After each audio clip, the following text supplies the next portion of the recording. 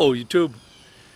Today I'm in Springfield, Illinois at the tomb of Abraham Lincoln, and there's quite a story to tell about this tomb. I'm here to pay my respects to the great man, but also to share the story. First, a few facts about this tomb. The obelisk stands 117 feet tall. You've got obviously a statue of Abraham Lincoln with a eagle holding a broken chain in its beak to symbolize the freedom. The statues around each corner represent the four major military units of the war: cavalry, infantry, navy, and artillery. We'll get around back. And I don't know if you can see here, but below that statue there is a series of shields. Those are the states made to look like an unbroken chain to symbolize the strength of the Union. Here's a view from the backside. Obviously this is the artillery, and that would be the navy over there. You used to be able to go up to the walkway around up there and get a closer look at the statues and stuff, but they've got that closed off now for some reason. Down the hill from the monument there is a granite slab that is the site of the temporary tomb. When Lincoln's body first got here in May 5th, it had been on a lengthy funeral journey by train through much of the country, and they put his body and that of his son Tad, who had died a couple years earlier, had been disinterred and is brought with his father on that funeral train. And they had him in the public vault, but they built a temporary vault on the site of this slab. And the two bodies were here from 1865 to 1871, when the monument above it was first built. And then at that point they dismantled the temporary tomb here and graded the hillside down. According to the custodian at the time, they graded it down about 15 feet. So this was a hill much higher up. What's sort of cool is people that have paid the visit here, as a habit is to leave a coin, and they are all Lincoln pennies. The original monument here, and when I say original, you'll understand why in a minute, is it was hastily built, and in 1874 thieves broke in and tried to steal Lincoln's body. And do yourself a favor and Google the theft of Lincoln's body, or try to find that story. It's a fascinating story, and there's little tidbits that they don't tell you here, like to keep Lincoln's body safe after that. He was reburied basically under the floor of a storage area, and till they could fix things up. But anyway, the original monument here, the foundations were bad.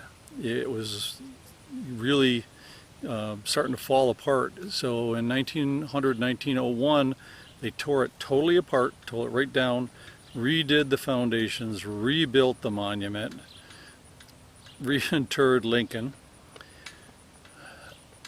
Then 30 years later, 1930 to 31, they rebuilt it again. In that time, they redesigned the inside and took and buried Lincoln's body for the last time 10 feet below the floor, encased in concrete. So there's no way anybody's going to try to steal his body. I came across that story in, I think it was Life magazine back when I was in school. So I came across the story, would have been probably early 60s, and they had pictures of the reburial, and when they dug him, looked at his body, they found that he was still perfectly preserved, although his skin had darkened. And a lot of that was because of that long funeral journey. Each step of the way, they re-embalmed him, because embalming at that time was really just a new thing. It had been employed for the casualties of the Civil War to be able to bring their bodies home, because it would be many weeks on the railroad. And so with Lincoln, every city, the first thing they did was re-embalm him. So yeah, he's probably still pretty well preserved down there 150 years later. So let's go take a look inside, shall we? One thing I forgot to mention is that the bronze used for the statuary here came from 65 cannons that the War Department donated to be melted down. Now when you first enter, you're greeted with a smaller version of the statue that's at the Lincoln Memorial in Washington, D.C. So the layout of the tomb is basically in a circle with some young Lincoln statuary showing him as a circuit rider as a lawyer. And then down here, I think this looks like as president.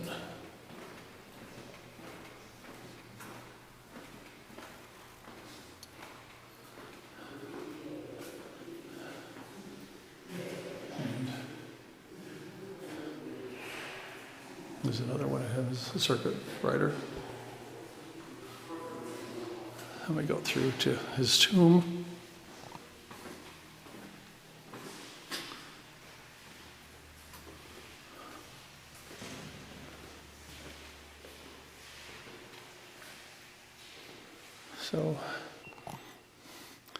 So behind this granite headstone is, down below is a vault 10 feet down where his body is. And the quote up there, "Now he belongs to the ages," was believed to have been uttered by Secretary of War William Stanton at Lincoln's deathbed. The flags here on the left are under the modern states where his family, his ancestors had come from, and the ones on the right were the states that Lincoln lived in during his life. And facing him in the center part of the mausoleum, you have Mary Todd Lincoln. She lived another 17 years after her husband. And in the center here are Edward and William, who predeceased the president. And William, or Willie, he's the one whose body traveled with the president on the funeral train. And then 6 years after his father, Thomas Tad Lincoln, passed away, there was a fourth son, Robert, and he is buried in, they have a plaque out here for him, but he is buried in Arlington National Cemetery, and he lived till 1926. The reason he's buried there and not here is that he was a military officer. He served in Grant's staff, and his wife said that he deserved his time in the sun, so they buried him there. This one's called Lincoln the Debater. And facing him is one of him from during his presidency. Lincoln, as you probably know, was not a highly educated man by as far as schooling standards, but he was self-educated and became a master of the English language, became a lawyer, became obviously President of the United States and a great orator, and probably our greatest president. Now these statues that I've been showing you around, these are smaller copies of the original, and they have plaques telling you where the originals are. This one happens to be in, it's in Urbana, Illinois, which is actually where I spent the night and didn't know. And this other one over here is in Lincoln, Nebraska. Well, that's going to end my visit here to Lincoln's tomb, and I hope you enjoyed it, and hopefully you've learned a couple little things that you didn't know, or I piqued your interest and you want to look up some other stuff. So I'm going to hit the road, see what else I can find. See you later, YouTube.